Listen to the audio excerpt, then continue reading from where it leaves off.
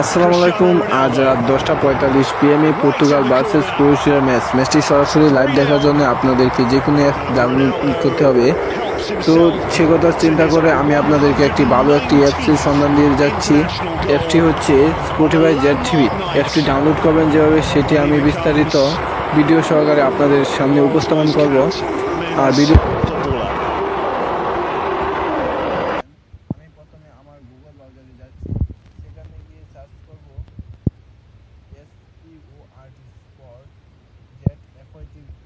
Search করার পর আপনাদেরকে নতুন একটি ইন্টারভিউতে নিয়ে যাবে। সেখানে গিয়ে ফার্স্ট ইন্টারভিউতে ক্লিক করবেন, 6.0 এটি ডাউনলোড করবেন। ইন্টারভিউ ক্লিক করার পর আপনাদেরকে নতুন একটি ইন্টারভিউতে নিয়ে যাবে। সেখানে গিয়ে দেখতে পাবেন ডাউনলোড অ্যাপ 6.0, ওটাই ট্যাপ করবেন। তো আমার ডাউনলোড করা আছে, তাই আমি সরাসরি ফাইলে চলে যাব। আপনাদেরকে ফাইল সহকারে দেখিয়ে দেবো। ফাইলে যাওয়ার পর আপনারা অ্যাপসে চাপ দেবেন। অ্যাপসে চাপ দেওয়ার পরে আপনাদেরকে আবার যেতে হবে অ্যাপ ইনস্টল ফাইল দেবেন। চাপ দেওয়ার পর দেখতে পাবেন উপরে শো করবে। শো করার পর আপনারা এখান থেকে ইনস্টল করবেন। আমার আপডেট দিতে হবে, তাই আমি আপডেট দিয়ে যাচ্ছি।